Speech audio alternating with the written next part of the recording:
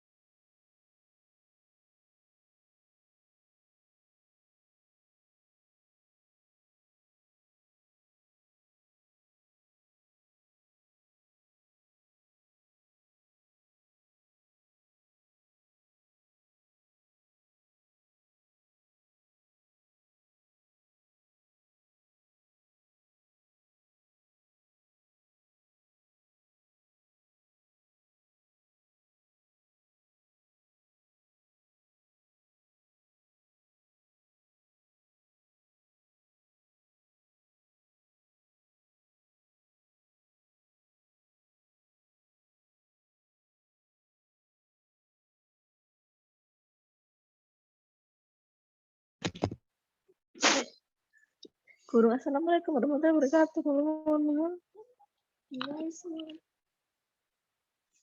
Mana ya Allah, pengen aku.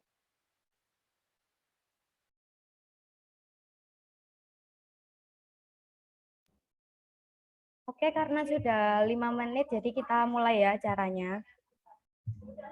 Assalamualaikum warahmatullahi wabarakatuh. Selamat siang Bapak Ibu warga Karangrejo RT 04 dan teman-teman yang telah hadir dalam acara webinar ini. Sebelumnya, perkenalkan nama saya Eka Rahma, Di sini saya MC yang akan memandu acara pada hari ini. Selanjutnya akan saya bacakan susunan acara pada siang hari ini. Yang pertama yaitu pembukaan dengan menyanyikan lagu Indonesia Raya. Yang kedua yaitu sambutan. Yang ketiga yaitu acara inti, seminar, lalu acara terakhir yaitu penutupan. Selanjutnya kita buka acara pada siang hari ini dengan menyanyikan lagu Indonesia Raya. Dimohon kepada Bapak dan Ibu sekalian mempersiapkan diri dalam posisi siap. Silakan untuk host share screen.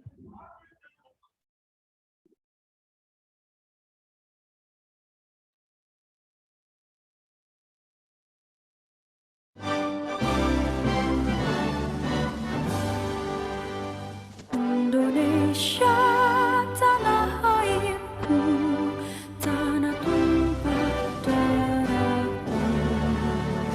Di sanalah aku berdiri, jadi pandu ibuku. Indonesia kebangsaanku, bangsa dan tanah airku. Marilah kita bersatu, Indonesia bersatu.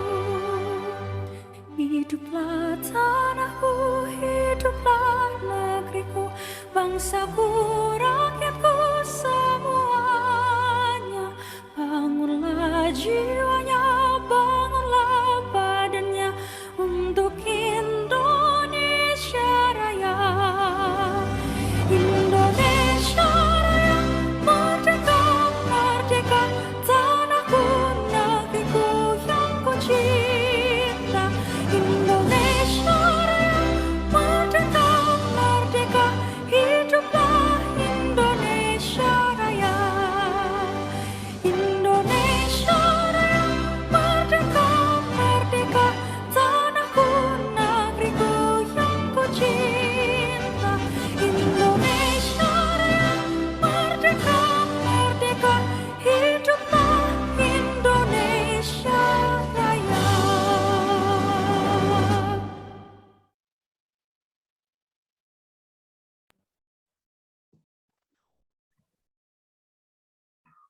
Terima kasih. Acara selanjutnya yaitu sambutan yang akan disampaikan oleh Ketua KKN Kelompok 251 kepada Arif Rahman. Waktu dan tempat dipersilakan. Baik, terima kasih MC.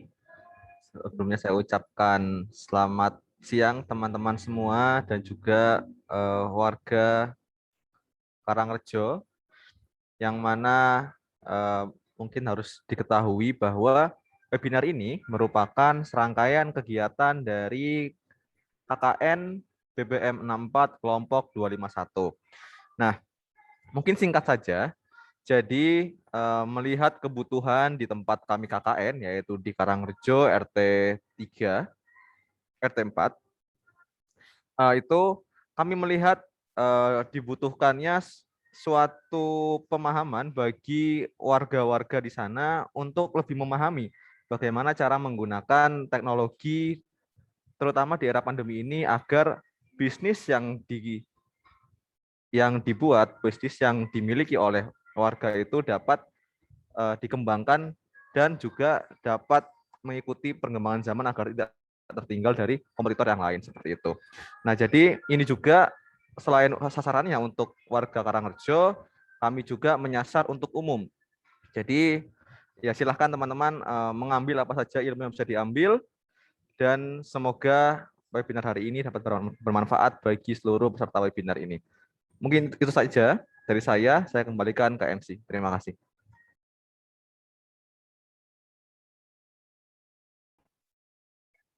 Terima kasih untuk Arif. Selanjutnya yaitu pembacaan doa. Sebelum acara dimulai, mari kita berdoa dengan kepercayaan dan keyakinan masing-masing. Berdoa dimulai.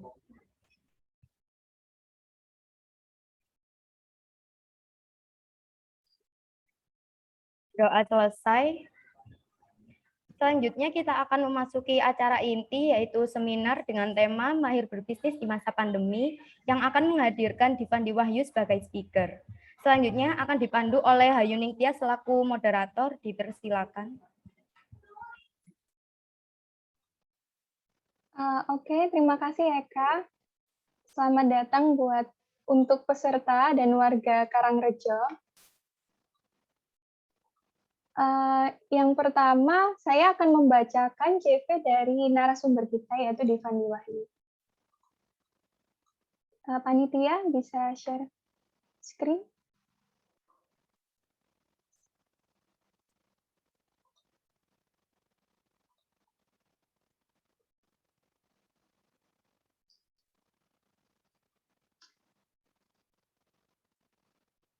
Oke, saya akan bacakan CV-nya. Divandi Wahyu Hibatur Rahman, dengan prestasi proposal didanai kegiatan berwirausaha mahasiswa Indonesia. Pada bulan Mei 2021, proposal didanai finalis kompetisi inovasi bisnis. Pada bulan November tahun 2020, penerima dana hibah PMW UNER. Pada November tahun 2019, award beasiswa ISDP. Pada Juli 2020, award PM ULIT kedua pada Juni 2020, juara 2 esai Urban Motion Nasional pada Mei 2017, dan juara harapan 3 nasyid tingkat provinsi pada Juli 2016, serta finalis Marketopia pada Mei 2016. Seperti yang kita ketahui pada CV-nya Kak Ivan ini, sangat berpengalaman sekali ya dalam bidang bisnis. Dia adalah mahasiswa Fakultas Sains dan Teknologi jurusan Matematika angkatan 2018. Oke, tanpa basa-basi lagi, silahkan untuk Kak Ivan menyampaikan materinya. Ya, baik, Gayu. Suara saya bisa terdengar, teman-teman? Oke, izin share screen untuk terlebih dahulu.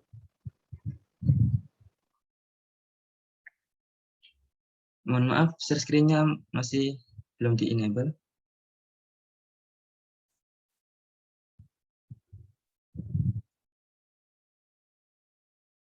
Oke.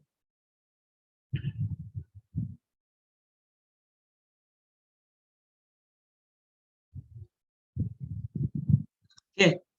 Bismillahirrahmanirrahim. Assalamualaikum warahmatullahi wabarakatuh. Selamat siang teman-teman semua. Terima kasih sebelumnya kepada panitia yang sudah mengajak kami untuk di sini sharing bareng-bareng ya terkait berbisnis di masa pandemi. Jadi selama kurang lebih 30 menit ke depan, kita di sini bakal cerita nih, pengalaman saya, pengalaman kami, gimana sih cara membuat bisnis ketika di masa pandemi. Dan alhamdulillah kemarin juga berpengalaman dalam sebelum adanya pandemi sebenarnya sudah ada bisnis. Tapi karena adanya pandemi, bisnis tersebut akhirnya vakum, tidak bisa beroperasi, dan muncullah ide bisnis kami, yakni Mas Pokat.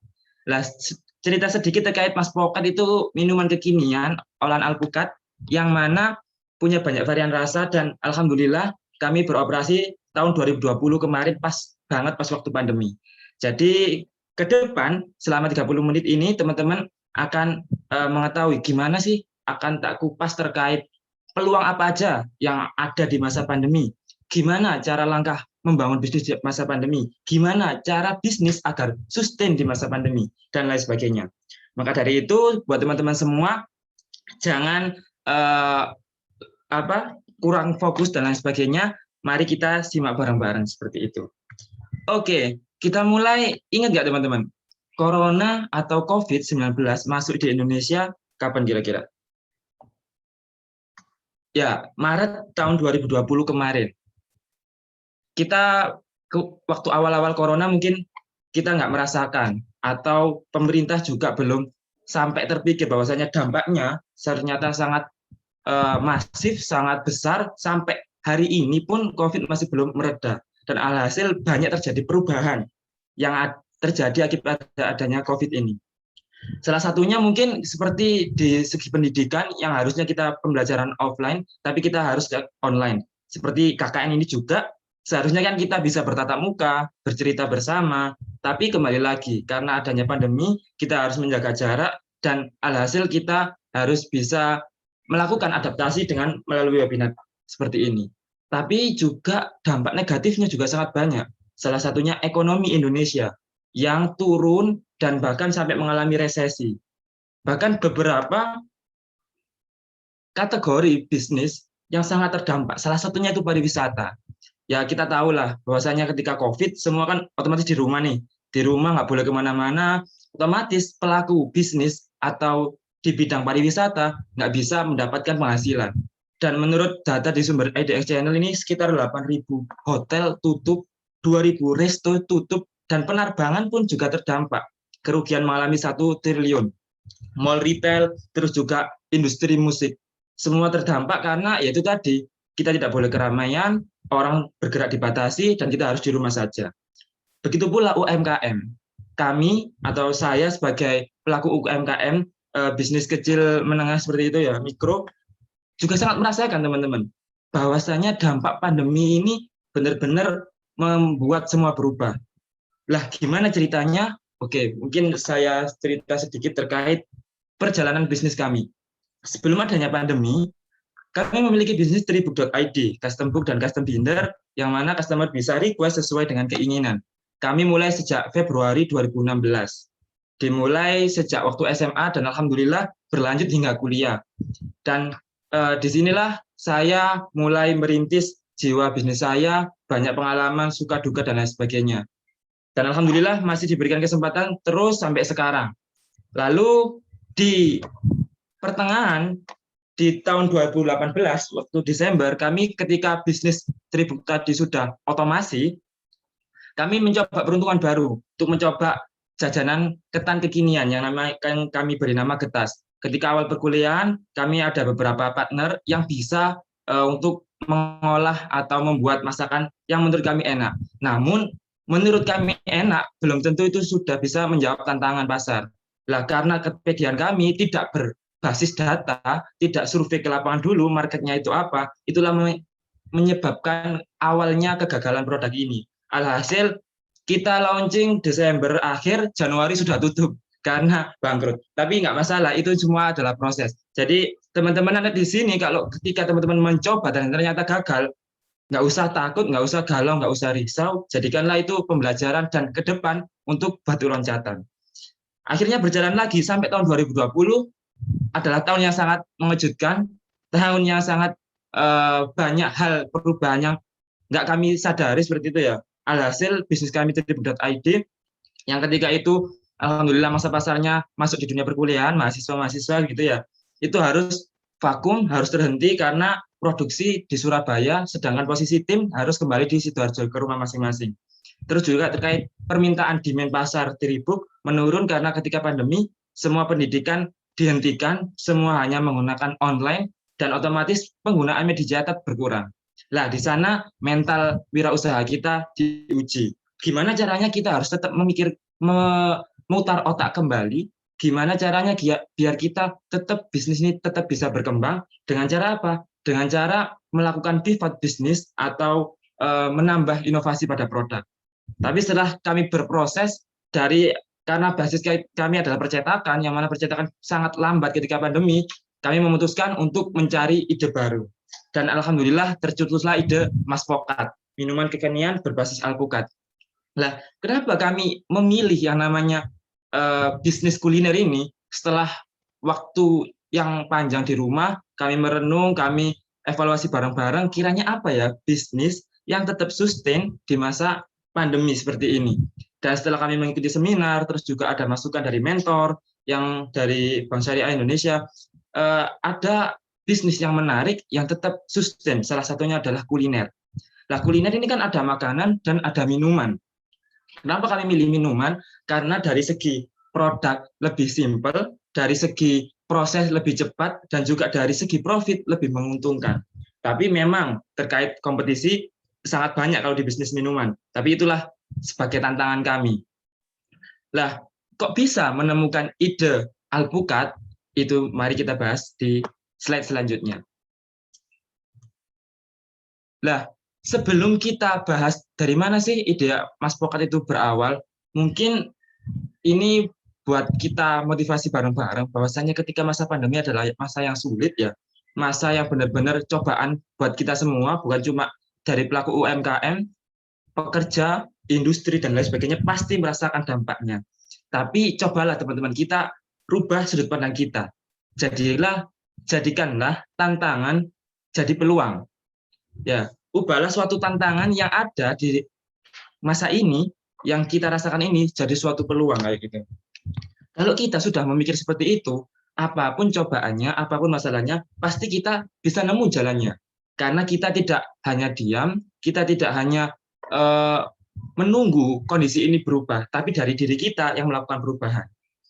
Maka dari itu, ketika masa pandemi dulu, kami harus tetap mengusahakan gimana caranya bisnis yang sudah kami rintis sejak tahun 2016 itu tetap jalan.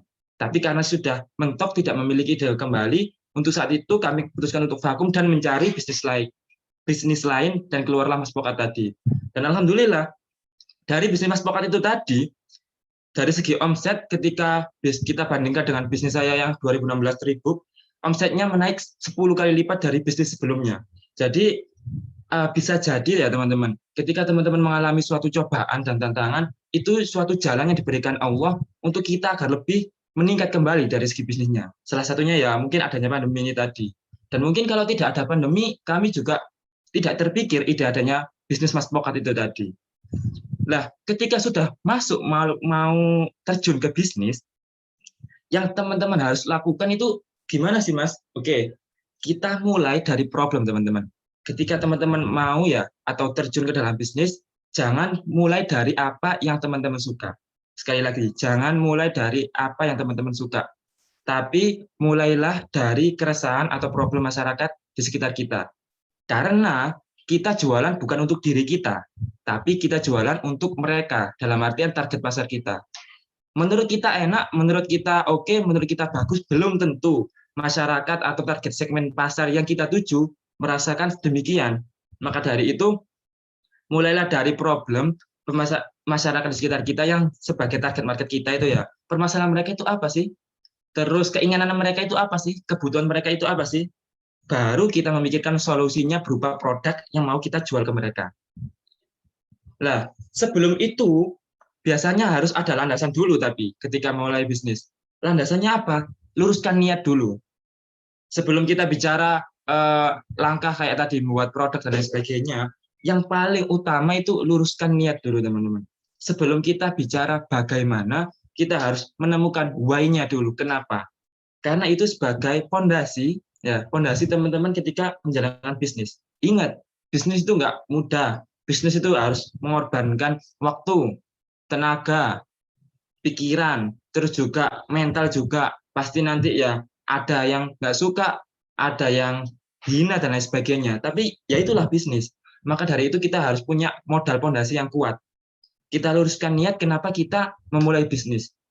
Ketika pandemi ini banyak yang terdampak pada kita. Oke, aku mau kan memulai bisnis untuk membantu keluarga, untuk mensejahterakan masyarakat di sekitar dan lain sebagainya. Dan temukan itu, jadikan motivasi penyemangat teman-teman. Ketika niat itu sudah terbentuk kuat, ketika apapun cobaan yang datang, ingatlah tujuan awal teman-teman membuat bisnis tadi. Lalu baru teman-teman mulai berusaha. Lalu juga jangan lupa dibarengi dengan doa. Dan pasti nanti ketemulah suatu jalan yang mana akan meningkatkan atau merubah hidup teman-teman. Nah, dari yang saya sampaikan ini, barulah kita memikirkan dari segi market atau produknya. Nah, ketika kita sudah terjun ke dunia bisnis itu ibarat statistik atau matematik gitu teman-teman. Bukan hanya dari segi sosial aja. Mungkin kalau teman-teman merasa bisnis ya hubungan antara pembeli dan penjual ya, hubungan sosial seperti itu. Tapi sebenarnya bisnis hanya dilihat dari segi sosial itu kurang oke teman-teman. Jadi harus benar-benar berlandaskan data. Maka dari itu dalam bisnis data itu penting. Sebelum teman-teman membuat produk, ketika mencari target pasar, teman-teman harus memiliki data yang akurat bahwasanya market yang akan teman-teman tuju atau konsumen yang akan teman-teman sasar itu suka dan sesuai dengan produk teman-teman. Contohnya ketika Mas Pokat awal membentuk atau awal membangun, Kami melakukan survei terlebih dahulu. Daerah Sidoarjo, karena kami sudah memutuskan ya, produk kami nanti berupa kuliner atau minuman, kira-kira di Sidoarjo, utamanya di daerah Sukodono, karena outlet kami di Sukodono, suka nggak ya yang namanya alpukat? Suka nggak ya namanya minuman? Dan kiranya suka minuman seperti apa kayak gitu. Akhirnya kami melakukan survei menggunakan Google Form. Karena pas suatu pandemi kan nggak mungkin kan satu-satu. Pertama pasti biaya banyak, terus waktu juga menguras banyak, dan tenaga, serta hasil yang kurang akurat. Nah, karena hari ini sudah digital dan semua pasti teman-teman sudah biasa yang namanya menggunakan Google Form, ya udah gunakan itu aja teman-teman. Nggak usah repot-repot, nggak usah bingung-bingung. Tinggal nanti teman-teman misal nih targetnya adalah milenial, oke sudah ditentukan targetnya milenial, ya udah buat kuesioner yang ingin teman-teman cari datanya. Kira-kira anak-anak remaja usia pelajar SMA sampai kuliah ini suka minuman apa sih, nanti di list di sana. Terus misalnya buah suka apa sih, rasanya gimana, dan lain sebagainya. Lah, terus share-nya di mana, Mas? Share-nya ya nggak usah bingung-bingung, cukup di grup-grup itu aja, kayak grup SMP, SMA, atau grup kuliah teman-teman, kayak gitu. Nah, dari sana kami menemukan data bahwasanya 57% dari remaja tadi memilih olahan alpukat sebagai minuman kekinian. Alhasil dari data itulah yang kami pegang dan kami yakin bahwasanya produk ini bakal laku seperti itu. Karena kami berawal dari data, bukan dari asumsi kita belaka. Alhasil kami membuka Maspokat Agustus tahun 2020 dan boom, ketika pembukaan opening 2 jam sudah laku 100 gelas teman-teman. Dan itu benar-benar di luar ekspektasi kami. Ketika kami menjual Maspokat itu kami targetkan 100 gelas buat 1 hari lah, buat pagi sampai malam kayak gitu ya. Ternyata 2 jam itu langsung habis ludes. Jadi kami sangat bersyukur dan juga itu membuktikan bahwa kekuatan data sangat penting. Maka dari itu ketika teman-teman sudah mengerti ini, ketika benar-benar memulai bisnis, tahu terjun dalam bisnis, jangan lupa menggunakan data. Dan alhamdulillah setelah berjalannya Maspokat selama kurang lebih 1 tahun per bulan ini, karena bulan Agustus ya, habis ini juga 1 tahun Maspokat, kami bisa menjual 4.700 gelas per bulan Juni kemarin.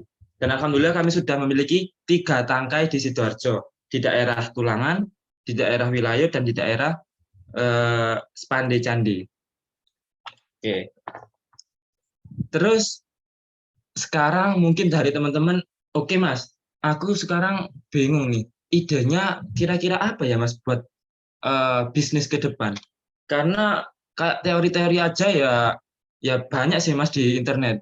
Kira-kira ide yang cocok yang bisa tak jalanin itu apa? Nah, ini ada sedikit bocoran teman-teman. Kemarin habis beberapa sumber kayak gitu ya, tak kumpulin ada 3 kategori bisnis yang tetap meroket atau naik di masa pandemi. Apa aja itu? Ya, yang pertama bisnis kesehatan.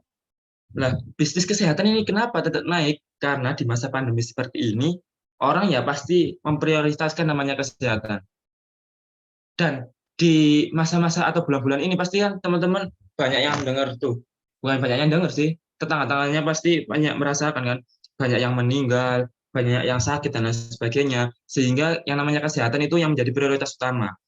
Sehingga orang sekarang ini bukan utamanya untuk beli fashion atau beli kayak kebutuhan sekunder, tapi lebih ke kebutuhan utamanya. Selain pangan tadi di kesehatannya, gimana tetap imunnya bagus, gimana tetap sehat dan lain sebagainya. Salah satu produknya apa, Mas? Jawabannya adalah madu. Kalau teman-teman produk kesehatan kan masker dan sanitizer itu kan ketika waktu 2020 lalu di akhir bulan Desember meningkat pesat karena sampai demand-nya terlalu tinggi sedangkan supply-nya atau suppliernya itu kekurangan gitu kan ya, sampai langka, akhirnya harganya melambung tinggi dan sekarang alhamdulillah sudah normal kembali. Lah itu ada produk lagi teman-teman yang mungkin teman-teman bisa jual juga. Salah satunya adalah madu. Loh, madu loh Mas, sulit banget buat produksinya gimana, kita harus ngurusi dari hulu ke hilir dan lain sebagainya. Nggak usah bingung. Ketika teman-teman awal, biasanya langkah yang paling mudah adalah menggunakan reseller atau dropshipper. Nah, kebetulan tetangga saya juga menjual madu kan ya, dan penjualannya ketika masa pandemi meningkat 3 kali lipat teman-teman. Jadi barangkali teman-teman tertarik juga di produk-produk kesehatan, bisa juga salah satunya adalah madu. Terus yang kedua, Kedua itu makanan dan minuman. Yang tak bilang tadi bahwasanya produk yang nggak bakal ada matinya. Nggak bakal ada matinya, ya benar. Jadi selama masa pandemi kah atau selama masa biasa, kuliner itu tetap eksis. Karena yang namanya manusia butuh yang namanya makan. Nah, tapi makan dan minuman apa yang cocok buat masa pandemi? Kalau menurut sumber jurnal.id sama redcom.co.id, itu ada dua sih. Yang pertama itu makanan frozen. Ya, makanan frozen. Kenapa makanan frozen? Karena orang sekarang kan nggak bisa datang ke tempatnya langsung. Lebih banyak di rumah. Lebih banyak waktu di rumahnya. Alhasil tinggal masak sendiri, tapi kepingin masakannya enak. Masakannya enak kalau misal masak sendiri, bumbunya repot, terus dan lain sebagainya. Alhasil keluarlah frozen ini tadi kan. Karena frozen kan tinggal digoreng atau tinggal dipanaskan, terus dipakan, rasanya sudah pasti oke kayak gitu. Nah, makanya dari itu, dari BPKP Denmark itu mengatakan bahwasanya penjualan frozen selama pandemi meningkat 80%, teman-teman. Lalu juga ada penjualan minuman. Salah satunya kayak kami, Mas Poka juga. Itu benar-benar meningkat. Lah, minuman seperti apa yang dicari orang-orang saat ini? Kalau dulu minuman hanya dipandang hanya sekedar enak, murah, dan juga menyegarkan. Sekarang ada indikator lagi, teman-teman, yaitu sehat. Gimana teman-teman membuat minuman yang ada unsur kesehatannya? Karena orang beli saat ini value-nya selain mempertimbangkan tiga tadi, harus ada dari segi kesehatannya, kebersihannya kayak gitu. Mereka tidak ingin mengeluarkan uang cuma-cuma, cuma hanya sekedar menghilangkan rasa dahaga. Tapi gimana mereka bisa mendapatkan kesegaran dan kesehatan bagi tubuh mereka seperti itu. Lalu yang selanjutnya adalah produk hobi. Ya, produk hobi ini mungkin kayak hobi dadakan gitu kan ya. Tiba-tiba viral, tiba-tiba semua ikut-ikutan. Ya, jawabannya adalah sepeda dan tanaman hias. Ketika banyak orang memiliki waktu di rumah dan mereka bosan harus ngapain, mereka akhirnya menyibukkan dengan hal-hal yang positif, hal-hal yang membuat imun mereka naik. Salah satunya adalah olahraga. Dan yang benar-benar viral ketika waktu pandemi, yang belum sebelum-sebelumnya itu tidak dilakukan secara serentak adalah bersepeda. Ketika awal pandemi mungkin teman-teman lihat setiap liburan, setiap pagi bahkan, ada banyak gerombolan orang tiba-tiba naik sepeda bareng ya, olahraga dan lain sebagainya. Dan penjualan sepeda ini atau on the sepeda itu juga meningkat pesat 30 kali lipat dari penjualan sebelumnya. Jadi kalau teman-teman mau reseller atau temennya yang punya hobi sepeda-sepeda, bisa banget tuh nanti dijadikan ide bisnis ke depan. Selain itu juga tanaman hias. Nah, biasanya ini buat bapak-bapak sama ibu-ibu biasanya. Ketika di rumah, nganggur, kosong, kepingin karena di rumah bosen ya, ada kesibukan yang lain. Salah satunya adalah merawat tanaman. Nah, kalau di Sidoarjo sendiri, teman-teman, itu ada kayak penjualan tanaman hias dadakan gitu loh. Dan itu setiap hari rame. Saya juga heran kenapa. Kayaknya dari sumber itu tadi, benar sih, salah satunya ya karena waktu banyak luangnya di rumah, alhasil kepingin rumahnya itu tampil cantik atau indah. Akhirnya ya wes, pengen hijau-hijau kan ya biar mata fresh dan sebagainya. Pakailah mereka beli tanaman hias. Jadi beberapa ide-ide bisnis ini bisa banget buat teman-teman untuk dijadikan ide ke depan. Tidak perlu bingung cari produknya gimana, tapi cukup aja jadi dropshipper atau reseller aja. Saya dulu juga seperti itu, ketika memulai bisnis bingung kan ya, karena tidak tahu ilmunya produksi gimana, ilmunya bikin produk dari awal gimana, packagingnya gimana dan sebagainya. Ya udah, kami dulu mencoba dari reseller dulu, reseller buku yang trip.id dulu, kami awal dulu banget reseller dulu sebelum beralih ke jadi produsen kayak gitu. Oke, lah terus untuk langkah detailnya Mas, ketika sudah ada idenya, langkah untuk bangun bisnisnya kayak gimana? Kayak tadi kan sudah direkapin tuh beberapa poin-poin. Oke, sekarang kita bahas bareng-bareng ya, lebih detail lagi. Yang pertama, sebelum teman-teman cari marketnya, sebelum teman-teman cari produknya, pastikan dulu teman-teman punya yang namanya partner. Partner ini adalah support system, orang yang mendukung teman-teman, orang yang menguatkan teman-teman, dan ketika semangat teman-teman jatuh, partner inilah yang bakal naikin atau menjaga semangat agar tetap stabil. Terus pertanyaannya, partner ini dicarinya gimana Mas? Kan susah nyari orang yang punya visi yang sama dan lain sebagainya. Iya, emang agak susah terkait partner, tapi nggak ada yang tidak mungkin buat menemukan yang namanya partner. Ketika untuk awal belum menemukan, minimal 2 lah, kita sama 1 orang. Nah, 1 orang ini bisa dari mungkin keluarga kita, dalam artian saudara, atau juga teman terdekat kita, atau juga teman komunitas, atau mungkin bahkan pasangan juga bisa. Karena kalau beberapa cerita pembisnis itu kan juga ada yang memulai usaha dengan pasangannya, tapi biasanya segi emosional itu yang susah. Karena kalau pasangan biasanya segi profesional dan emosional itu dicampur adukan. Maka dari itu kurang saya rekomendasikan kalau misal membuat bisnis dengan pasangannya. Kecuali bisnisnya sudah oke, sudah jalan, oke lah, boleh, baru kita cari pasangan dan sebagainya. Nah, tapi yang penting banget harus ada partner, teman-teman. Karena kalau nggak ada partner, percaya mungkin teman-teman itu semangat buat bisnis awal-awal ya 1-2 minggu aja. Sisanya sih ya mood-moodan. Kalau mood kita ngejalanin bisnis, kalau nggak mood ditinggalin kayak gitu. Tapi kalau udah ada tim, beda lagi. Karena kita harus profesional, harus bagi tugas dan lain sebagainya. Kalau sudah ada partner, langkah yang kedua adalah cari siapa marketnya. Oke, siapa market atau orang yang teman-teman tuju yang mau beli produk teman-teman. Jadi sebelum mikir produknya apa, cari marketnya dulu siapa.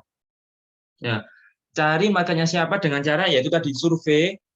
Misal kayak produk kuliner, berarti ya marketnya kan radius 2 km dari teman-teman buka. Atau sekitar 5 km, berarti surveinya ya di daerah itu. Tapi kalau teman-teman marketnya berupa produk yang bisa dijual online, kayak misal produk kecantikan dan lain sebagainya, itu tinggal nanti cari segmennya yang sudah oke, dalam artian marketnya itu sudah jelas dari penjualan-penjualan sebelumnya. Kalau misalnya kayak produk kecantikan kan kita reseller, tinggal cari aja trennya yang produk kecantikan itu produk yang merek apa, terus juga yang manjur, yang bikin kulit tambah bersih, tambah mulus, dan lain sebagainya itu apa. Nah, dari sana baru nanti teman-teman bisa yang mana mencari produk yang unggul yang bisa teman-teman tawarkan kayak gitu. Nah, setelah kita mencari marketnya, yang ketiga adalah riset produknya. Ketika riset ini memang membutuhkan waktu, membutuhkan tenaga. Nah, inilah yang penting namanya cari partner. Cari partner tadi hubungannya nanti di riset produk. Ketika kita punya partner yang bisa melengkapi dari kekurangan kita, itu kan misal kita pintar dari segi manajemen. Lah, carilah partner yang pintar dari segi proses produksi, misal kayak dulu saya pas buka get.as tadi. Saya nggak bisa masak, tapi teman saya bisa masak. Alhasil kami kolaborasi, jadilah suatu produk kayak gitu. Sama, ketika cari partner juga harus saling melengkapi. Jangan sampai malah mendominasi atau saling skill-nya sama terus berlomba-lomba kayak gitu. Tapi harus saling melengkapi kekurangan kita masing-masing. Nah, riset produk ini ketika sudah menemukan menurut teman-teman enak, harus dites dulu. Benar nggak sih produk ini layak untuk dijual? Benar nggak sih market yang sudah kita siapin, yang sudah kita target ini suka dengan produk kita? Harus dites pasar dulu. Ketika sudah dites pasar, ketemu kan, oh ternyata kritik sarannya sekian, kurangnya ini, harusnya kayak gini, dan lain sebagainya. Itu teman-teman evaluasi. Ketika teman-teman evaluasi, teman-teman sudah punya data yang kuat, oke, baru siap teman-teman buat launching. Nah, ketika launching, langkah yang keempat, teman-teman harus punya dulu keunggulannya itu apa. Dari data-data yang teman-teman dapatkan dari testing pasar tadi ya, dikumpulkan dari segi rasanya kah, dari segi kemasannya kah, keunggulannya mungkin dari harga yang terjangkau, atau inovasi yang ada setiap bulan, seperti itu. Itu benar-benar teman-teman kumpulkan dan jadikan sebagai value yang bisa teman-teman jual. Kenapa orang harus membeli produk teman-teman sebelum orang tersebut kan konsumen itu kan beli sebelumnya belum di teman-teman kan ya, misal kita bicara kuliner, misal beli di brand A. Ketika teman-teman buka brand teman-teman sendiri, gimana caranya mendatangkan traffic dari konsumen yang sebelumnya beli di brand A pindah ke teman-teman. Nah, oleh karena itu yang namanya value atau nilai pembeda wajib ada. Akhirnya orang penasaran, ini produknya kayak gimana ya? Kok bisa murah banget? Terus kok bisa ada variasi yang baru ya? Lah. Dari segi itulah yang bisa menarik daya tarik konsumennya. Setelah punya keunggulan, hal yang tidak kalah penting adalah branding. Branding adalah gimana cara membuat konsumen kita mengubah sudut pandang konsumen kita terhadap produk kita. Jadi mulai dari segi logo, kemasannya, foto produknya gimana, tagline-nya gimana, itu disesuaikan nanti branding sesuai dengan target market kita. Kalau misal nih targetnya kekinian kayak gitu ya, berarti ya gimana caranya membuat kemasan yang Instagramable, biar ketika dia beli makanannya di foto-foto, di update statusnya, otomatis kan membantu menyebarluaskan produknya gitu kan ya. Logonya juga bagus, tagline-nya juga kece kayak gitu. Kalau misal produknya misal untuk golongan ibu-ibu atau emak-emak, ya gimana caranya dari segi harganya. Terus juga dari desainnya nggak usah terlalu ribet-ribet, pokoknya kelihatan jelas. Terus juga warnanya mungkin kayak gitu. Jadi gimana kita memposisikan produk kita sesuai dengan market kita. Itu yang namanya branding. Kalau teman-teman nggak ada branding, ya jatuhnya biasanya hanya sekedar jualan aja. Jadi produk teman-teman nggak bisa berkembang, bahkan meluas sampai dikenal banyak orang. Karena tujuan branding adalah gimana orang bisa mengenal produk kita. Kayak misal kita makan di restoran, kita lihat brand warna merah kayak gitu, merah kuning. Nah, akhirnya langsung pasti kita terpikir kayak McD atau KFC kayak gitu kan ya. Terus kalau misal bicara e-commerce kayak marketplace, kayak warna oranye apa? Otomatis kan Shopee, warna hijau Tokopedia. Ya, mereka membranding produk mereka ya seperti itu. Gimana market mereka bisa mengingat produk mereka. Baru yang terakhir, marketing. Ujung tombak dari suatu bisnis. Karena tanpa adanya marketing, percuma kita bikin produk sebagus apapun ya. Percuma kita bikin produk seenak apapun. Kalau nggak ada orang yang tahu. Jadi cuma kita dan di sekitar kita yang tahu kayak gitu. Nah, tujuannya marketing adalah memperluas jangkauan agar orang-orang yang sebelumnya nggak tahu, jadi pengen tahu, terus pengen coba, dan akhirnya beli. Jadi kayak gitu. Nah, marketing ini hubungannya biasanya dengan online, terus juga marketing offline terkait kayak bikin banner yang menarik, kayak bikin banner yang bisa membuat orang menoleh, misal jangan toleh sebelah kiri kayak gitu. Biasanya kan kalau ada larangan kayak gitu, otomatis orang malah noleh kan kayak gitu. Lah itulah beberapa strategi marketing kalau dari segi offline. Kalau online ya banyak banget, ada ads dan lain sebagainya. Oke. Kalau katanya Mas Prasetyo Budi itu bilang, kunci dari omset meningkat itu 3. Operating, branding, sama marketing. Operating ya yang kita bahas tadi awal. Dari nomor 3 sampai nomor 4 itu operating. Gimana kita membuat produknya, gimana kita menjaga kualitasnya, gimana cara kita melayani pelanggan kita. Itu yang namanya operating. Kalau kita sudah oke, benar-benar udah bagus dari proses produksi sampai proses penyerahan ke konsumennya, tinggal kita membuat brandingnya agar orang ketika beli ingat dan mau beli lagi. Baru yang ketiga adalah marketing, agar disebarluaskan, banyak orang yang tahu, akhirnya banyak yang beli. Ketika yang awal mungkin cuma 5, karena adanya marketing yang bagus bisa sampai 10 kali lipat jadi 50 kayak gitu. Maka dari itu 3 kunci ini yang bisa teman-teman terapkan di bisnis teman-teman agar bisa meningkat. Lalu, selanjutnya pandemi kapan berakhirnya? Ya, itu adalah jawaban yang mungkin nggak bisa dijawab teman-teman ya. Semua juga pengen pandemi segera berakhir. Tapi yang bisa kita lakukan adalah bertahan di masa pandemi. Kalau kita nggak bisa tahu kira-kira pandemi ini selesainya kapan, ya udah asumsikan pandemi ini selalu masih tetap ada, tapi kita bertahan di masa pandemi ini dengan cara apa? Itu yang perlu kita cari jawabannya. Dan jawabannya adalah pertama adalah adaptasi. Gimana cara kita menyesuaikan produk kita dengan perkembangan zaman atau perubahan kondisi yang ada saat ini. Misal, produk makanan. Kalau dulu orang pengen makan enak harus datang. Kalau dulu orang pengen ngerasain bagusnya tempatnya karena dari segi konsep ruangannya oke, bisa buat foto-foto harus datang ke tempat. Tapi kalau sekarang pandemi, apakah itu bisa dilakukan? Enggak, bukan. Jadi kita harus cari cara lain. Salah satunya lewat revenue stream melalui penjualan online. Ketika dulu fokus untuk renovasi gerai, ketika dulu fokus buat memperbagus atau menambahi spot-spot di tempat resto kita misal. Karena pandemi kita nggak bisa melakukan itu. Otomatis kita alihkan uang yang harusnya buat renovasi seperti itu, kita gantikan untuk penjualan online. menggunakan ads, terus juga gimana caranya bisa dikenal banyak orang melalui kita endorse influencer dan lain sebagainya. Nah, hal ini juga dilakukan perusahaan besar, contohnya AirAsia. AirAsia kita kenal sebagai apa, teman-teman? Sebagai ini kan penerbangan kan ya, penerbangan dengan harga yang ekonomis tapi kualitas tetap oke. Tapi seperti kita bahas di awal tadi, penerbangan kan salah satu kategori bisnis yang terdampak juga. Iya, sama, AirAsia juga merasakan. Alhasil mereka beradaptasi dengan meniru Gojek ya, kayak Gojek dan Grab, tapi diterapkan di Thailand.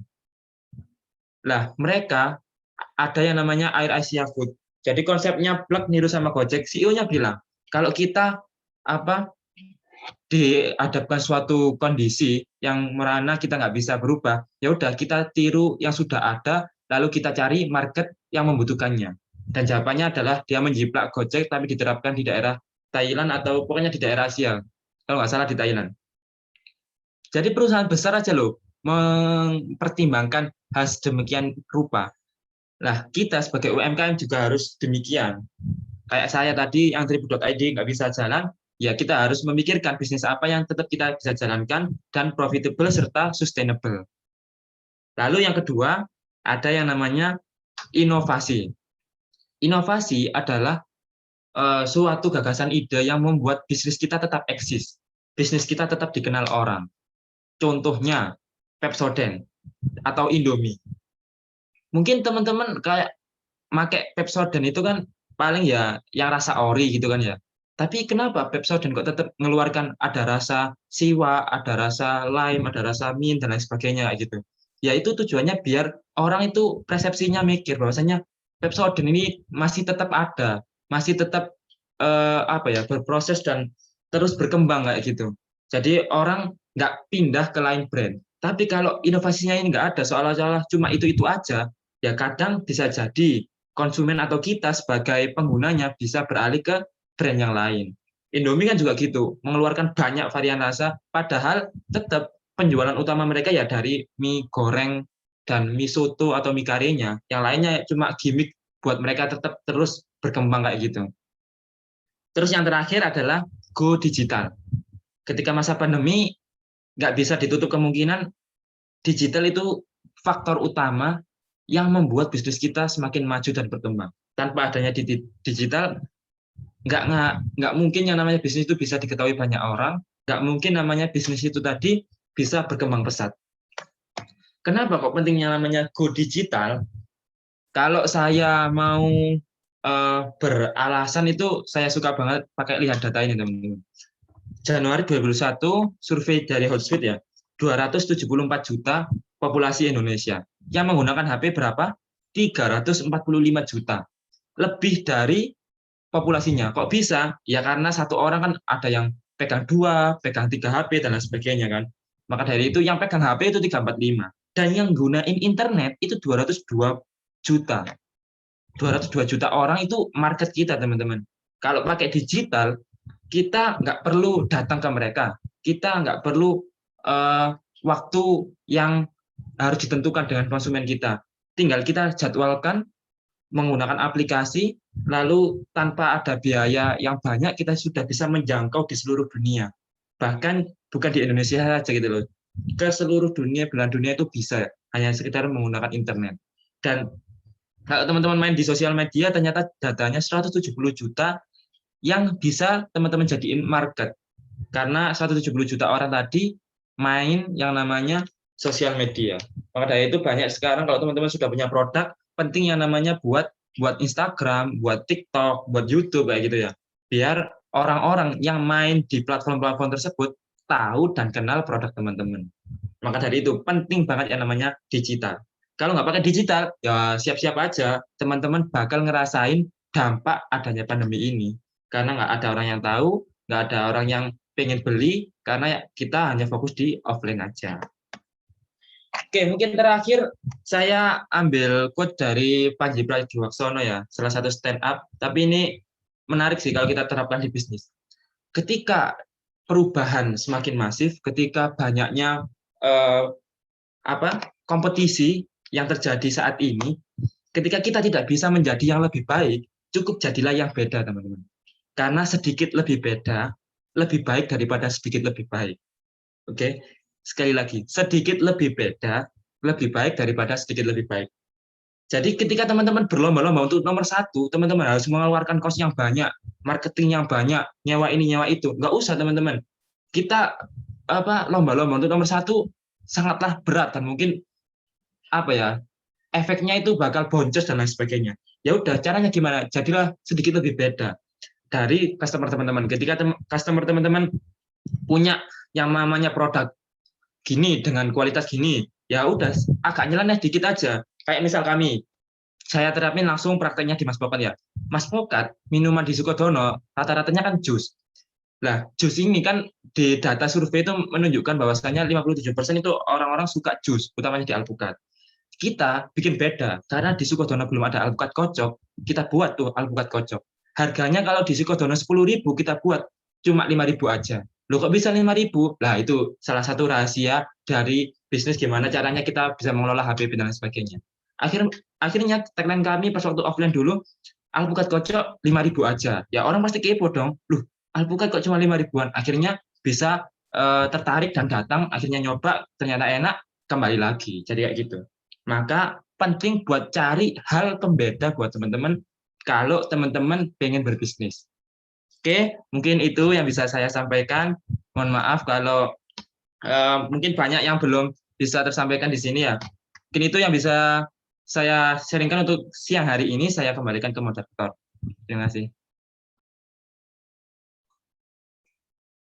Oke, terima kasih untuk penyampaian ide bisnisnya ya buat Mas Ivan. Sekarang waktunya sesi tanya jawab. Saya bacakan dulu peraturannya. Yang pertama, untuk peserta yang ingin bertanya harus raise hand terlebih dahulu ya. Bertanyanya itu bisa on mic atau lewat room chat Zoom.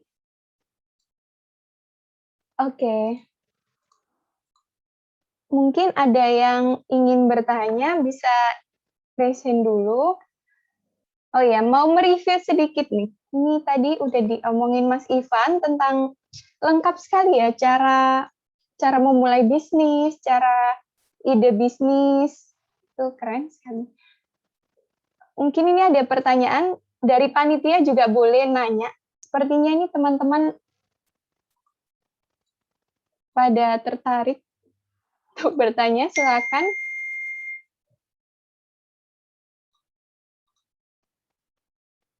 Oke, ini ada pertanyaan masuk, tapi lewat direct message. Sepertinya harus di everyone ya, teman-teman. Kalau mau nanya. Oke, yang pertama aku bacakan dulu ya. Ini dari panitia. Dari panitia. Ini ada pertanyaan untuk Ivan. Kalau Mas Ivan sendiri, bagaimana prosesnya untuk menemukan partner? Boleh cerita sedikit? Oke.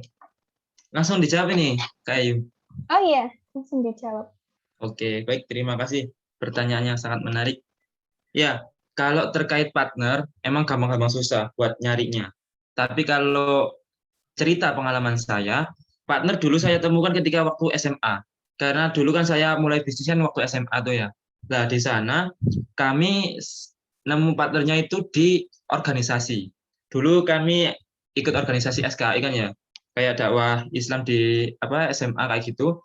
Terus ketika itu di SMA disuruh kan ya ada pelajaran KWU atau kewirausahaan. Kita disuruh buat bisnis kayak gitu.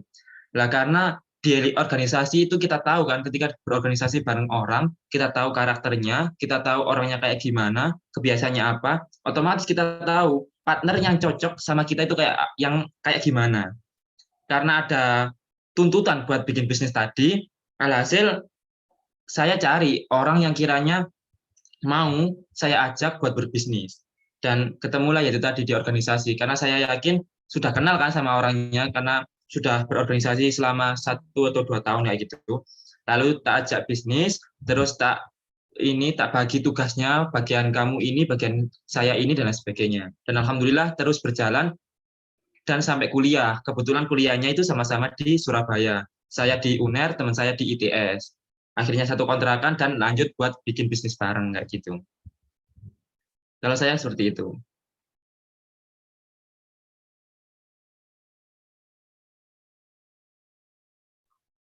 Oke, terima kasih untuk jawabannya, Ivan.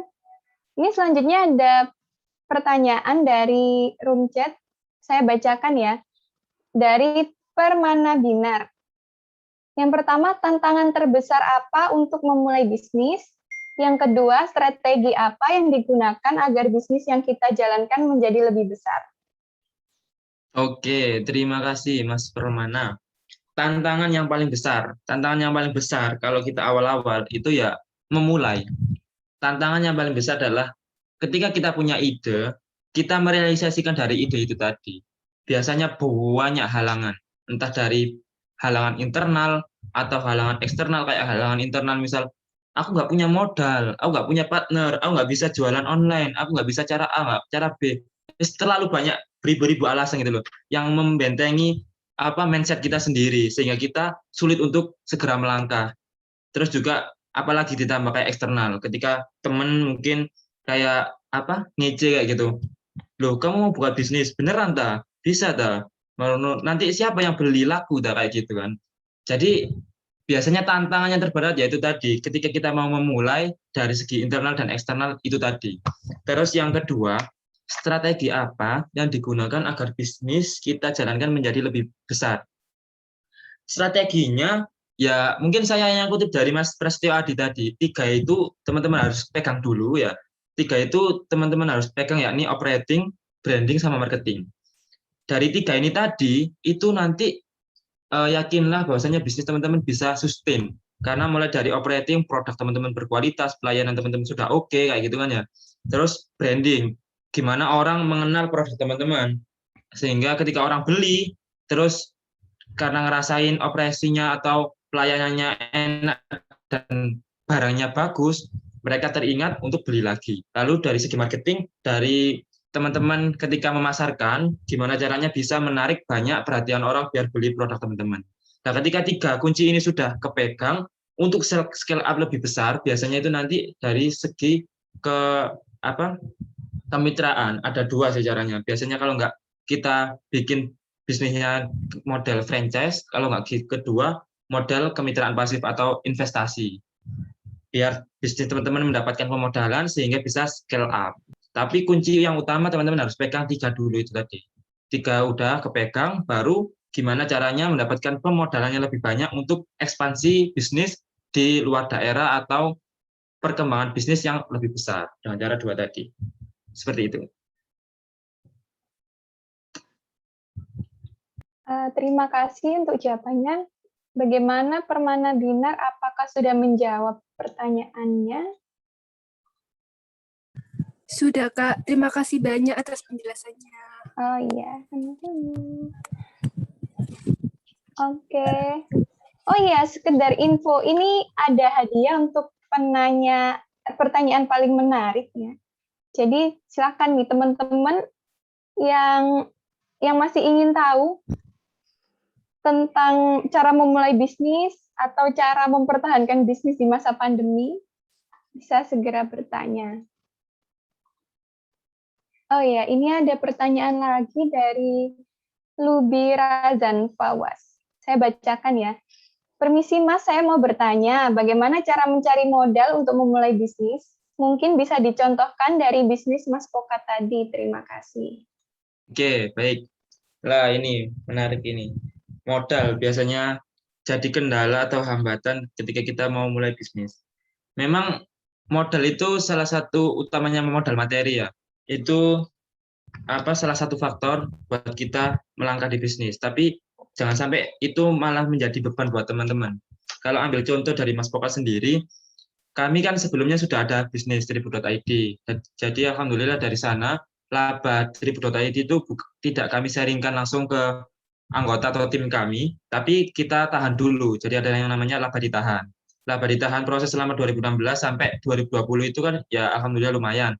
Terus kami coba buat ganti bisnis tadi dengan adanya Mas Pokat. Jadi bisnis yang kami awali di Maspokat itu berawal dari bisnis yang Tribun.id tadi. Lah, tapi modalnya berapa Mas? Kayak kira-kira misal mau buat seperti kayak itu. Kalau dihitung-hitung, kalau misalnya semua beli sendiri, ya lumayan lumayan banyak sih teman-teman. Tapi waktu kami dulu benar-benar memulai Maspokat awal-awal, kami cuma ambil berapa ya? 3 juta. Jadi 3 juta untuk start awal modal bisnis. Sisanya kita gunakan kayak peralatan atau perlengkapan pribadi. Misal meja disulap, kita cari video di YouTube kan ya, gimana caranya biar menarik, gimana caranya biar oke, dipoles-poles dan lain sebagainya, udah jadi rombong. Kita nggak usah pesen atau beli, kita cari sendiri. Terus dari segi kayak peralatan gelas dan lain sebagainya, kan di rumah kita masih ada kan, pasti kan ya, ada, itu kita manfaatkan, itu kita buat jualan buat awal-awal. Jadi nggak perlu kita muluk-muluk ketika tidak memiliki modal, kita beli A, beli B, beli C. Tapi manfaatkanlah yang ada. Kalau bisa barang bagus dimanfaatkan, ya kenapa enggak kayak gitu. Nah, kalau dari sana teman-teman nanti udah jalan, udah berkembang, udah ada modal lagi, bisa untuk memperbaiki agar beli-beli atau beli-beli alat dan perlengkapan yang lebih baik kayak gitu. Kalau misal buat teman-teman awal-awal modalnya belum ada, yaitu yang pentingnya partner. Saya dulu memulai Tribun.id ya cuma bermodal Rp200.000. 200.000 patungan sama teman saya, 50 orang 4, terus alhamdulillah ya itu tadi. Buat awal cari riset atau cari reseller yang sudah oke. Karena awal dulu saya memulai Tribun.id melalui reseller dulu sebelum produksi. Jadi nggak usah khawatir terkait modal.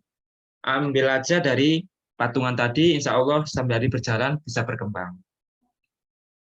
Terima kasih, mungkin itu.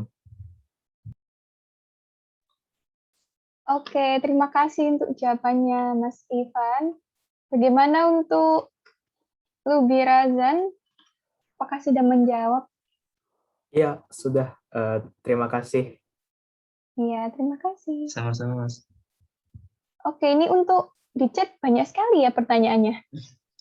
Sebentar saya bacakan ya, mulai dari yang terbaru ini. Dari Sela Amelia. Permisi Kak Hayu, mau tanya buat Kak Ivan. Kalau step untuk memulai marketing bisnis itu dimulai dari mana ya Kak? Terima kasih. Oke, step marketing. Sebenarnya kalau segi marketing, saya belum begitu ahli, karena ada timnya sendiri ya, dalam artian di Maspokat ada sendiri sebenarnya. Kalau boleh saya sharingkan, kuncinya di marketing pertama harus tahu target marketnya dulu sih. Sebelum kita bicara lebih ke teknis ya, ini mungkin lebih dari sudut pandang umum dulu. Marketnya itu siapa, dan itu yang menentukan channel apa yang teman-teman gunakan. Misal nih, teman-teman kayak, gampangannya Maspokat lah. Maspokat, karena kan kita channelnya, sasarannya kan pelajar, dari SMP, SMA, sampai kuliah kayak gitu ya. Intinya generasi Z sama generasi M lah, dan dominan cewek.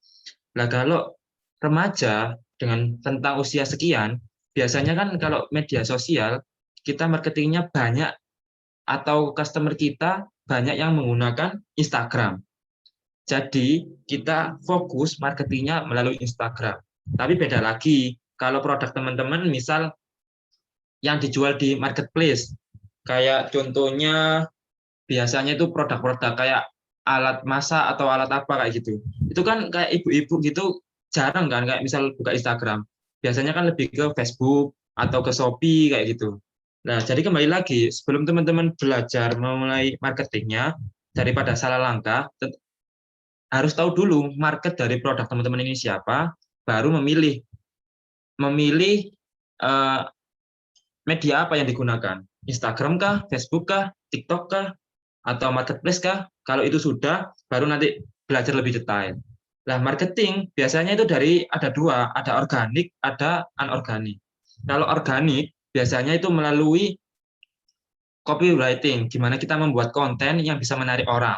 Ya, jadi kita update rutin, karena kalau menurut algoritma media sosial saat ini yang diutamakan adalah kuantitatif, bukan kualitas.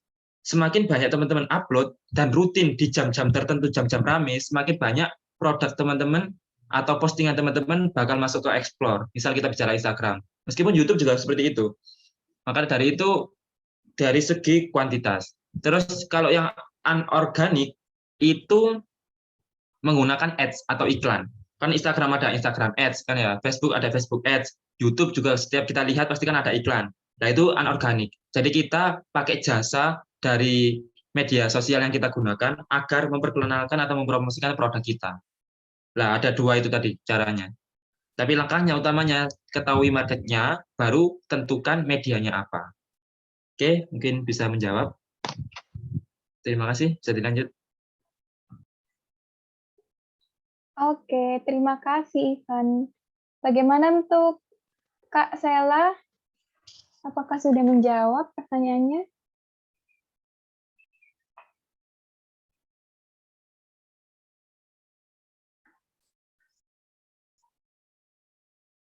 Oke, untuk selanjutnya pertanyaan dari Vira.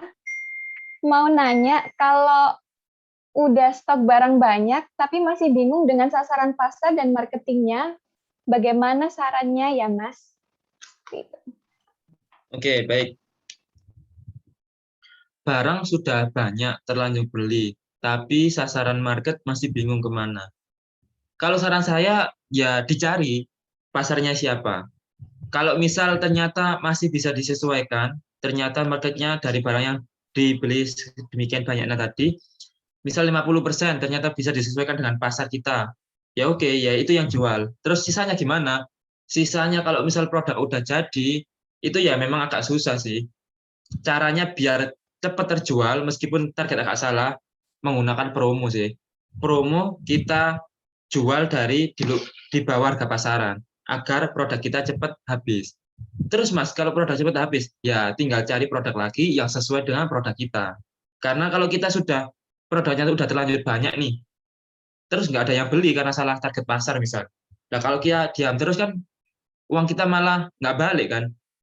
Kalau saran saya sih mending itu tadi, kalau misal nggak bisa dijual di target yang disesuaikan, kita cari promo, kita buat promo agar produk kita segera terjual. Kalau sudah terjual, meskipun nggak balik modal, itu bisa kita putarkan lagi buat cari produk lain yang kiranya sudah kita sesuaikan dengan pasar kita. Kayak gitu.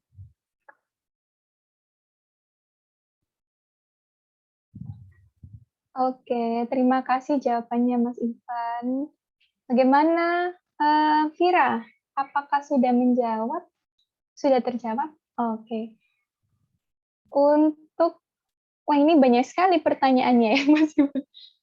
Saya bacakan lagi ya untuk penanya selanjutnya dari Hanum Nafila Salma.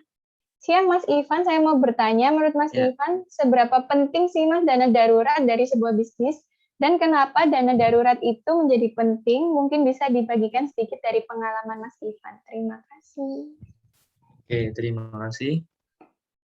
Ini pertanyaannya banyak, pengen hadiah tadi loh Mbak. Kan udah dibilangin ada hadiah. Dan lumayan kan, dapat berapa tadi? 160 atau berapa? Oke, balik ke topik. Dana darurat penting atau enggak? Kalau kami bilang dana darurat itu penting. Nah, penting lagi kalau di bisnis namanya ada yang harus pegang keuangan.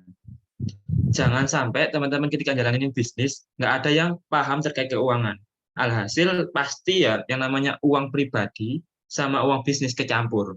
Kalau udah kecampur, kita seolah-olah setiap bulan untung. Tapi ketika lihat rekening atau ketika lihat uang tunai di tabungan, loh, kok nggak ada? Ini kemana untungnya? Ya karena itu tadi, kita nggak memisahkan uang pribadi atau uang personal kita sama uang bisnis kita. Nah, kalau kembali lagi ke masalah uang darurat, kalau bisa itu harus ada. Tapi buat awal-awal biasanya buat menyisihkan, buat modal aja udah habis gitu ya, buat operasional, terus kita boro-boro mikir buat uang darurat. Ya mungkin untuk awal-awal memang kalau modal teman-teman terbatas, dana darurat bisa dikesampingkan dulu. Karena biasanya dana darurat ya itu tadi, ketika kayak kita sudah beroperasi bisnis, ternyata bisnisnya belum bisa berkembang karena salah pasar atau salah produk, otomatis kan kita harus melakukan pivot bisnis atau perubahan bisnis. Nah itu biasanya kita bisa ambil dana darurat. Atau dana ketika misal kita udah beli bahan baku, ternyata bahan bakunya busuk semua karena nggak laku. Otomatis kan kita harus ada dana darurat buat beli produk atau beli bahan baku itu tadi, sehingga operasional tetap jalan. Tapi kalau memang teman-teman masih sulit buat menyisakan dana darurat, karena ya buat operasional aja udah habis, ya nggak masalah, yang penting itu jalan dulu aja. Tapi saran saya, sebelum itu jalan, yang terpenting langkah-langkah membangun bisnis yang udah tak sharingkan tadi, jangan lupa dilaksanakan dulu, kayak targetnya siapa, terus kita sudah jamin produknya oke dari validasi pasar, dan lain sebagainya. Kalau itu sudah oke, insya Allah lah, produk teman-teman pasti bisa laku seperti itu. Mungkin itu, semoga bisa menjawab.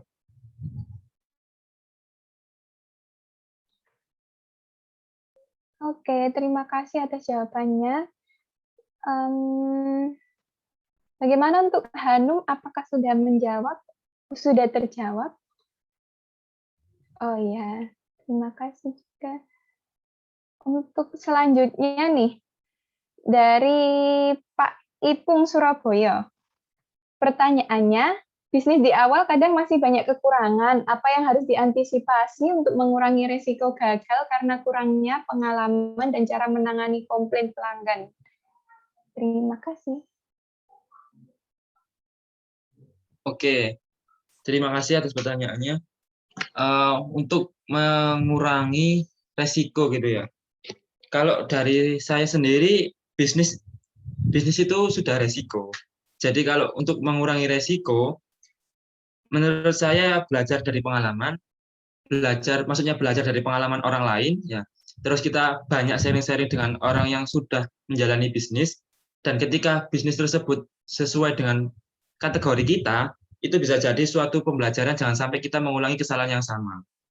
Jadi kuncinya sharing-sharing dengan orang yang bisnisnya sudah jalan. Terus yang kedua, terkait resiko juga karena kekurangan wawasan atau dan lain sebagainya. Saat ini penting buat kita sebagai bos bisnis itu harus terus mengupgrade knowledge kita, harus mengupgrade ilmu kita. Jangan merasa puas, cukup itu aja, terus kita langsung merasa, oh aku sudah bisa jualan kok, dan lain sebagainya. Karena bisnis itu dinamis. Kita nggak bisa yang namanya konsisten meningkat. Bisa saja kita konsisten menurun atau stagnan dan lain sebagainya. Maka dari itu terus belajar, terus melakukan inovasi. Dengan cara apa? Dengan cara belajar ya melalui media internet dan lain sebagainya. Kan pasti banyak YouTube kan ya. Sekarang channel-channel di YouTube itu banyak banget yang bisa kita ambil secara gratis cuma-cuma. Kalau mungkin ikut seminar harus bayar 1 juta, 2 juta, banyak sebenarnya kalau kita mau cari seminar yang gratis tapi juga ilmunya daging seperti itu. Kayak saya dulu. Saya latar belakang bukan dari kuliner. Kami dari tim juga Tribuku.id itu latar belakangnya kebanyakan desain terus juga percetakan kayak gitu kan ya. Terus tiba-tiba pivot ganti ke makanan. Terus ilmunya dapat dari mana, Mas? Ilmunya dapat dari YouTube sama Google. Jadi kalau teman-teman nggak percaya, kayak ada orang-orang yang belajar cuma dari YouTube sama Google itu bisa, itu contohnya ya saya dan teman-teman dari Mas Pokat itu. Jadi kami nggak ada pengalaman sama sekali di bidang kuliner, tapi kami coba belajar di YouTube. Semua channel yang berhubungan dengan alpukat kocok kami pelajari. Terus kami bandingkan menu A, resep B, resep C, enak yang mana kayak gitu. Terus dari segi branding kita cari kompetitor dari Instagram yang sudah ada itu kayak gimana, cara jualan mereka kayak gimana. Akhirnya kita adaptasi, kita ambil yang oke, kita buang yang nggak oke, terus kita gabung-gabung, kita racik-racik, jadilah Mas Pokat itu tadi. Jadi itu kuncinya. Terus belajar dan sering sharing-sharing dengan orang yang sudah berpengalaman. Oke, mungkin itu yang bisa saya sampaikan.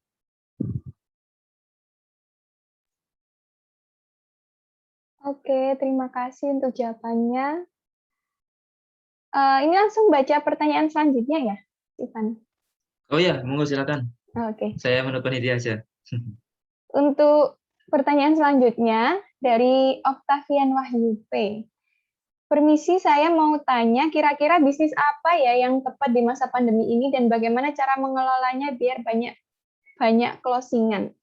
Terima kasih, Mas. Ya, baik. Sama-sama. Oke, bisnis apa yang cocok buat masa pandemi? Ya, ini kembali lagi dari teman-teman sih. Kalau dari data yang saya sampaikan tadi, kan ada 3 kategori bisnis tadi. Ada kesehatan, ada kuliner, ada produk hobi. Nah, mungkin yang bisa saya sarankan ya 3 itu tadi. Kalau misal teman-teman mau bisnis yang tetap konsisten, itu produk kuliner sih menurut saya. Produk kuliner yang mana pasti orang manusia ya utamanya butuh yang namanya makan kan ya. Kayak misal hobi kan mungkin di waktu tertentu ketika sudah nggak musim nggak beli lagi kayak gitu. Atau kesehatan ketika nanti sudah sehat, sudah merasa aman ya pasti nggak beli. Tapi yang namanya makan itu pasti wajib. Orang nggak makan pasti lapar kayak gitu kan. Tinggal bagaimana teman-teman membuat branding, membuat inovasi agar produk teman-teman ini selalu diminati orang-orang. Ya, seperti contoh kayak Indomie tadi. Indomie kan produk yang disukai ya mie goreng, mie nasa goreng itu ya mie goreng, mie soto, mie kare itu paling. Sisanya ya sebagai gimmick agar orang-orang oh, misal di TV, oh ada Indomie rasa ayam geprek, penasaran kayak nyoba. Nyoba ya nyoba satu, sisanya beli mie goreng lagi, paling balik itu lagi kan kayak gitu. Ya kayak gitu. Karena orang butuhnya makan dan juga biar nggak bosan harus ditambahi bumbu-bumbu inovasi. Inovasi berupa apa? Berupa menu-menu baru. Jadi kalau bisa saya simpulkan, kalau teman-teman pengen produk yang tetap konsisten itu kuliner. Kalau kulinernya apa, silakan teman-teman coba cari sendiri. Disesuaikan lagi sama market yang mau teman-teman tuju. Cara mengelolanya bagaimana? Cara mengelolanya yaitu tadi, kuncinya harus cari partner dulu, habis itu banyak-banyak belajar, terakhir take action, tinggal implementasi. Sembari kita berproses, pasti ada yang namanya gagal. Dari gagal kita dapat pembelajaran. Dari pembelajaran kita bakal sampai di titik kesuksesan kayak gitu. Oke, terima kasih. Semoga bisa menjawab. Oke, terima kasih untuk jawaban dari pertanyaan-pertanyaannya. Sayangnya sesi pertanyaannya udah habis ya. Ini ada pertanyaan yang belum terjawab, mungkin bisa tanya langsung ke Mas Ivan, bisa menghubungi Instagramnya atau apa nih Mas Ivan, sekalian promosi mungkin. Oh ya, boleh lewat Instagram, nanti lewat DM gitu aja untuk pertanyaan lebih lanjut yang mungkin belum sempat kejawab ya. Iya. Oke, dari pertanyaan-pertanyaan ini bisa disimpulkan kalau memulai bisnis itu yang pertama itu harus ada niat. Teman-teman harus ada niat, dan yang paling penting itu sebenarnya harus ada partner ya, biar kita bisa, biar ada yang mensupport kita, seperti itu. Dan untuk cara-cara memaintain bisnisnya juga bisa dengan inovasi, dengan inovasi seperti itu. Oke, selanjutnya ini ada games dulu untuk peserta. Gamesnya berhadiah juga teman-teman. Nanti ada link Kahoot yang di-share ke chat Zoom oleh panitia, dan teman-teman bisa mengikuti games berhadiah ini. Buat yang belum nanya tadi, mungkin bisa mencoba peruntungan menang lewat games ini nanti. Silakan panitia untuk share linknya. Sebelum itu absen dulu teman-teman. Sebelum Kahoot ada link absen dulu untuk mendapatkan sertifikatnya. Silakan teman-teman panitia untuk share absen terlebih dahulu. Ini. Oke, teman-teman jangan lupa mengisi presensi terlebih dahulu. Selanjutnya akan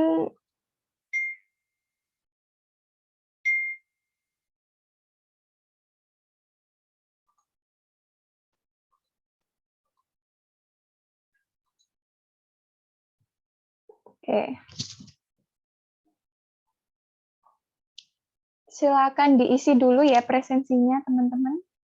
Saya tunggu sampai jam 2:22.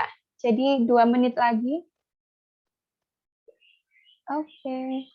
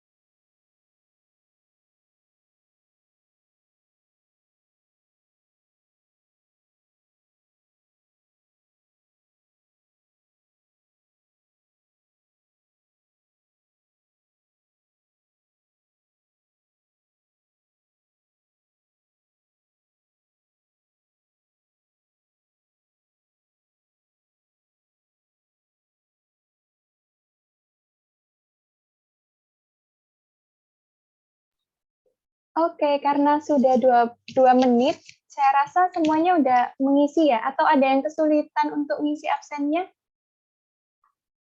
Teman-teman.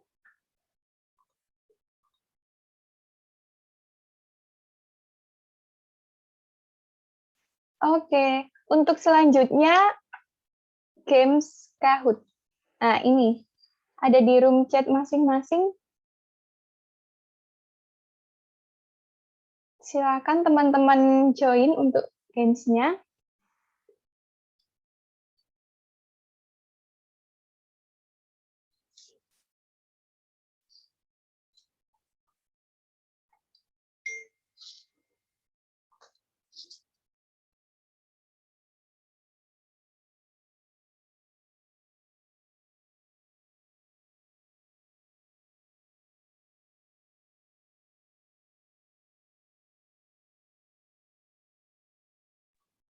Oke, cara bermainnya masuk ke Google dan search Kahoot, masukkan PIN sesuai yang ada di layar, lalu masukkan nickname sesuai nama yang terdaftar pada Zoom. Oke, sudah ada yang join.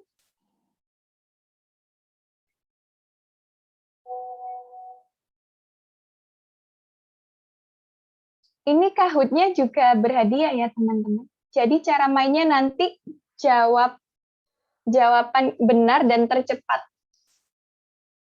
Seperti itu.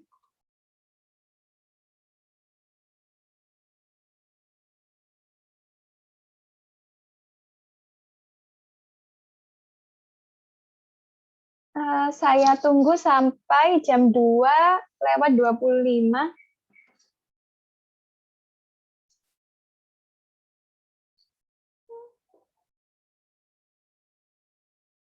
Ini untuk panitia nggak boleh ikutan ya. Oke. Belum dimulai, Kak. Kurang 1 menit lagi.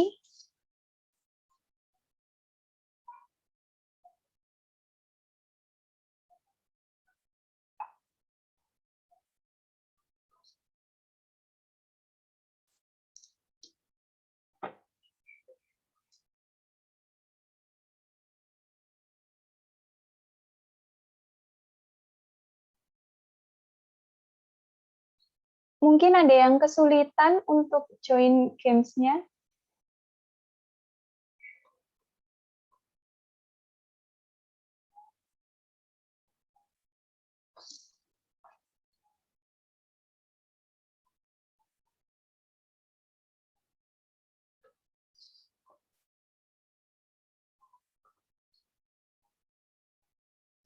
Oh ya, sebagai informasi untuk yang nantinya menang, harap screenshot ya.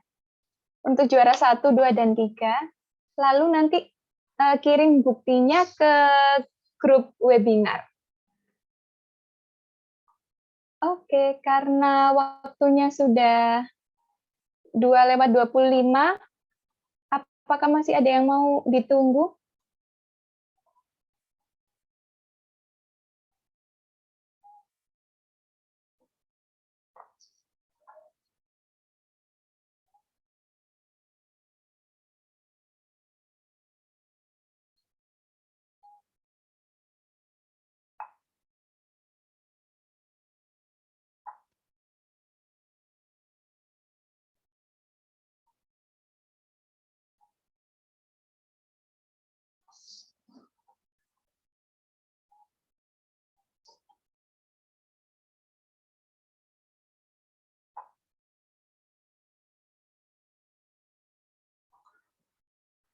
Oke, karena waktunya sudah jam 2:26, maka ini game Kahoot-nya bisa dimulai untuk panitia.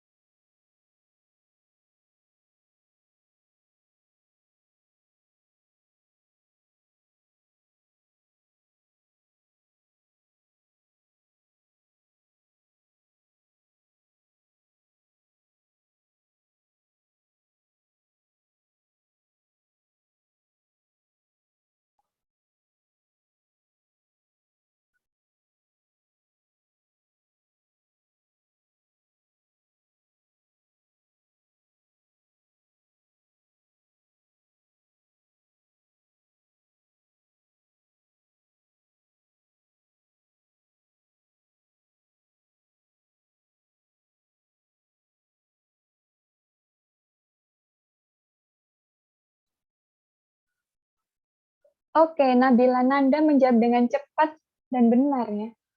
Semoga bisa bertahan di ranking 1. Oke, next. COVID masuk Indonesia pada bulan? Ini semoga banyak yang benar ya.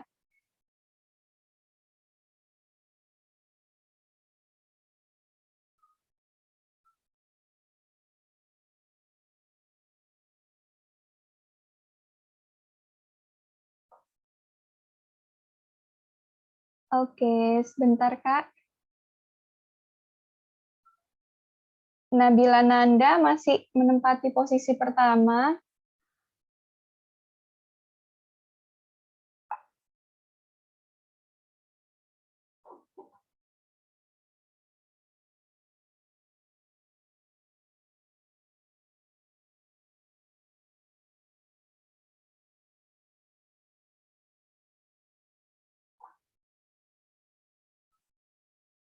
Niat yang paling utama. Wah, Nabila Nanda keren sekali, benar juga.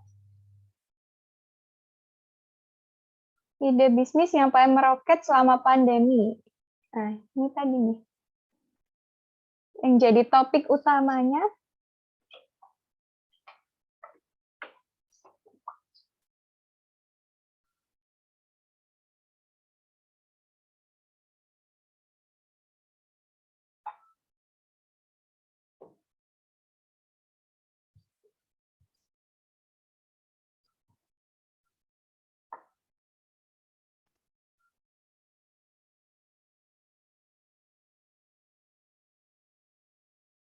Bisnis yang sustain dalam segala kondisi.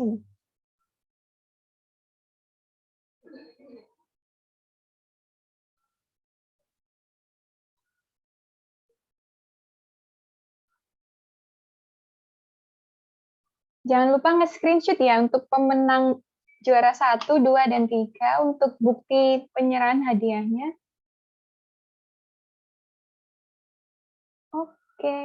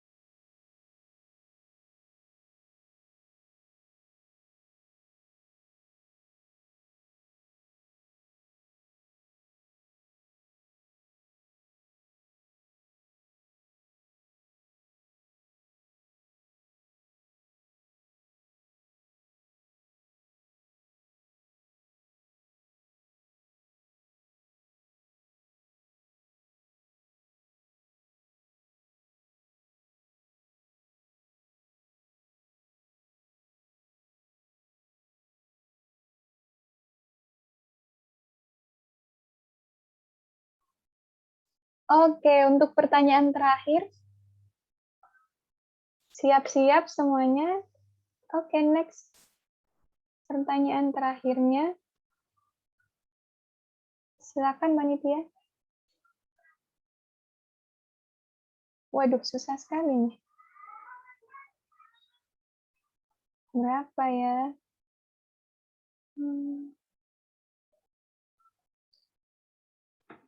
Jangan lupa meng-screenshot ya untuk pemenang juara 1, 2, dan 3.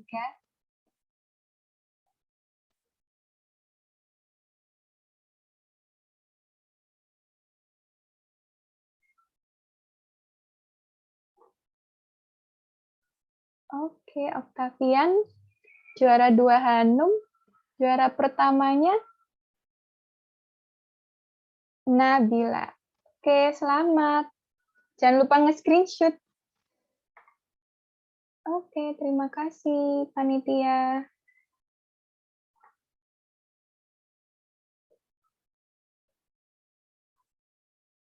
Oke, untuk selanjutnya adalah penyerahan sertifikat dan foto bersama untuk pemateri.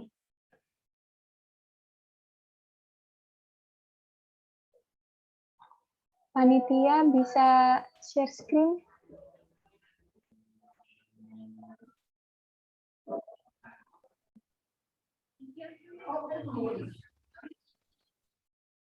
Oke, sebentar.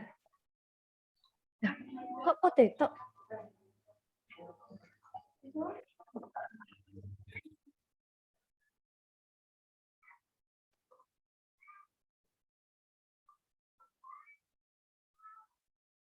Oke, nih si dokumentasi bisa memfoto.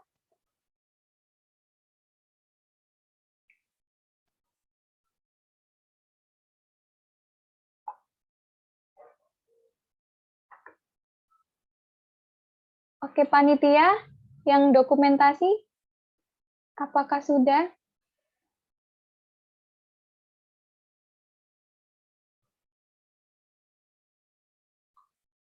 Oke. Sudah, Yuning. Oke, terima kasih. Terima kasih untuk Ivan sebagai narasumber. Ya, terima kasih panitia. Terima kasih. Oke, untuk yang terakhir, kita foto bersama dulu ya, teman-teman. Sebelum webinar ini ditutup, saya serahkan kepada MC. Oh ya, sebelumnya pengumuman buat pemenang pertanyaan terbaik ya. Pertanyaan terbaik yang pertama yaitu Permana Binar Andini. Yang kedua, Kira. Nanti bisa menghubungi panitia ya. Siap, Kak. Sama.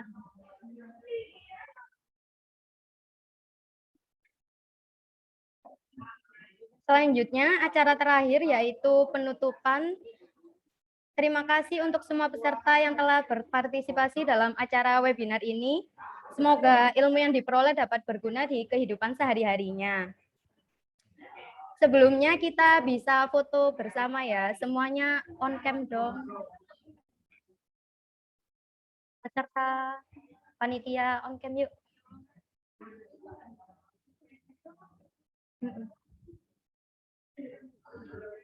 Ayo on cam.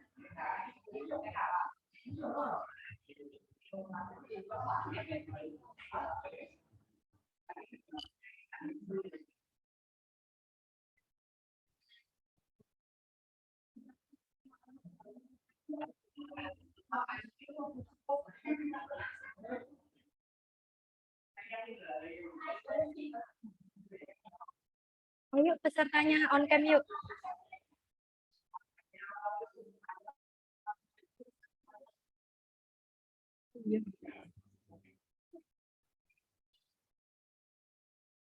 Sepertinya sudah ya.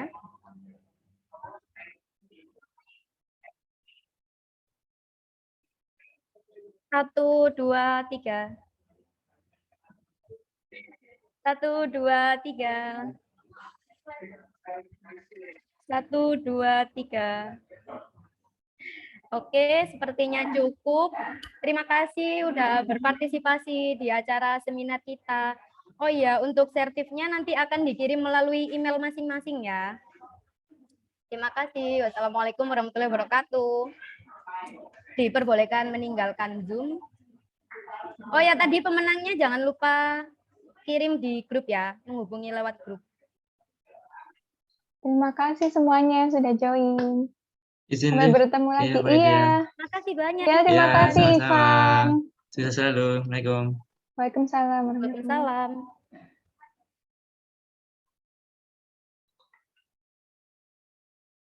Sama-sama, Sela. Terima kasih Kak materinya. Sama-sama. Sama-sama. Oh ya. Makasih. Makasih.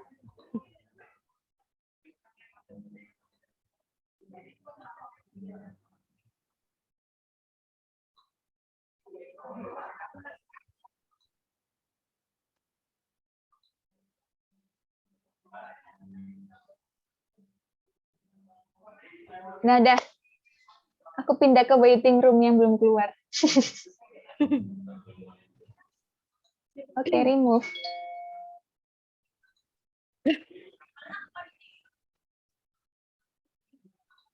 Iya ketok anjir. Enggak kok, udah nggak ada Oke, kok. mantap guys. Enggak lah. Selesai. Yeay. Ini recordnya Tapi dimatiin dulu. Lain deh HP ku beda munculnya tiap individu iku metu siji-siji kan ya Vio.